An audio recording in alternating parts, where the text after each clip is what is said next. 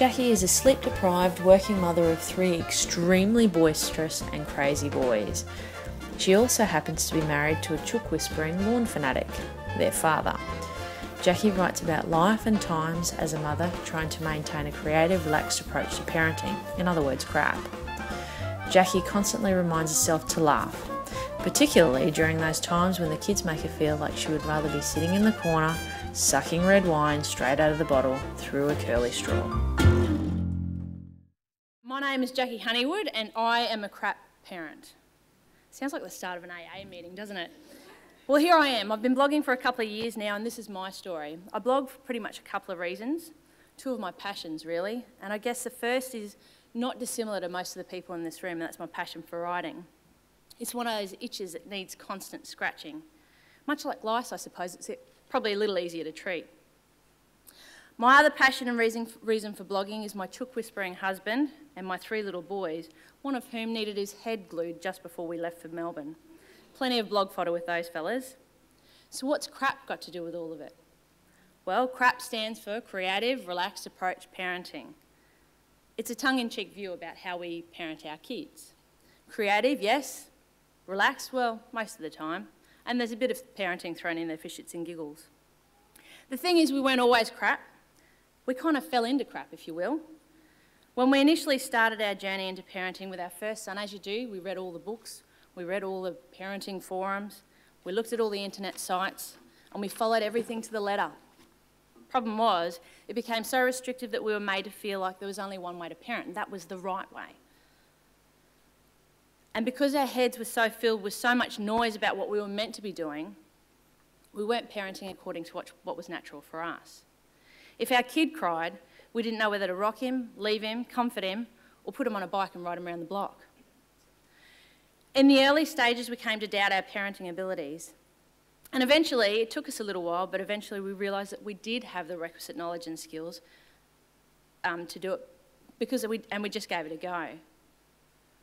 Although I'm sure if we really screwed up, there'd always be someone else to blame. I took my passion for writing, I mixed it with my passion for doing what I thought was right for my kids, and I added a bit of realism with poop, vomit and sarcasm, and I came up with CRAP.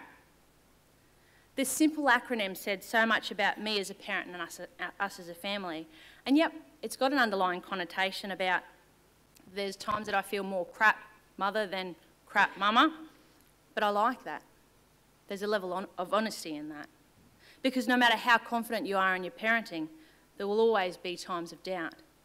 Especially when one of the kids is singing, fuck it, fuck it, fuck it, just when you get to the checkout aisle at Woolworths. But what I've realised is that parenting won't always go to plan. Kids will always throw a spanner in the works, and they're really good at it. So it's important to cut yourself a little slack when it comes to parenting, especially when they turn to crap. So many things can affect what we want to achieve as parents. A disobedient nipple might prevent your lifelong dream to breastfeed your baby for the first 6 years of its life.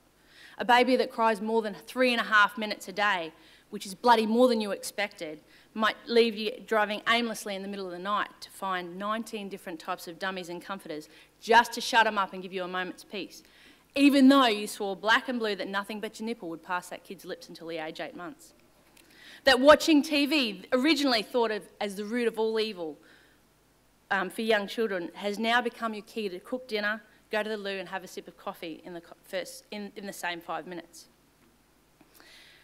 The biggest point I try and make is that when we first have our kids, we have all these wonderfully high hopes. And let's face it, it's great to have goals. But when you realise that your baby will only happily drink milk from a used army boot and not from your boob, and when you realise that dummies don't actually, in fact, prevent speech development in children because your toddler can still clearly articulate his demand for a pork and jam sandwich, even with a dummy in his mouth.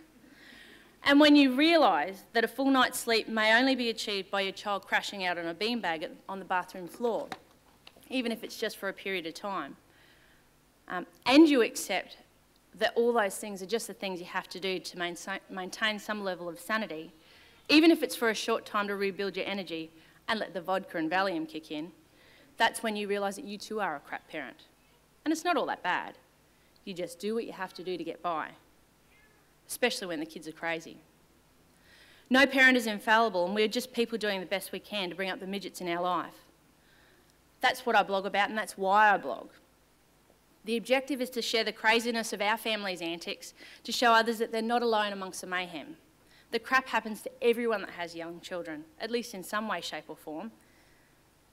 If anything, it's at times, by showing how crazy our family is, it can make others feel better knowing that their family isn't as crazy.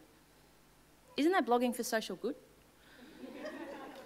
Through my blog, I show covertly how some awful or embarrassing situations with the kids can often be managed by reflective humour. Quite often those situations aren't actually funny at the time.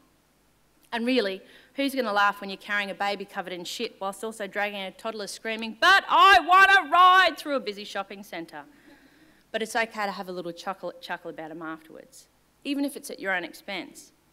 It's a constant reminder that sometimes laughter is the best medicine, the only medicine sometimes. An element of my blog is also very personal. It's a very real and tangible and sometimes painfully public way of reminding myself of all the things I actually talk about, that I am doing my best, that it is okay if I stuff up, as long as it's not intentional, that guilt is just wasted energy, that sometimes when I do stuff up, it's important to say sorry, especially to the kids. It's also important for them to know that their mother is not infallible, that I am doing the very best I can. It's a daily reminder for me that the kids will always be kids, and it's okay to lock them in the chook pen once in a while. That it's okay for me to give them a lollipop to stop them from singing the Wiggles' Big Red Car song for the 37th time in a day. That it's okay to let them run around at home nude, covered in chook poo and snot all day because, let's face it, it's saving me money and wipes and washing, and think of the environmental benefits. But in all seriousness, if anything, blogging, my blog, has taught me to believe in myself. As a person, as a parent, and as a writer. It's that belief that keeps me blogging. It's that belief, perhaps misguided belief, that keeps me talking crap.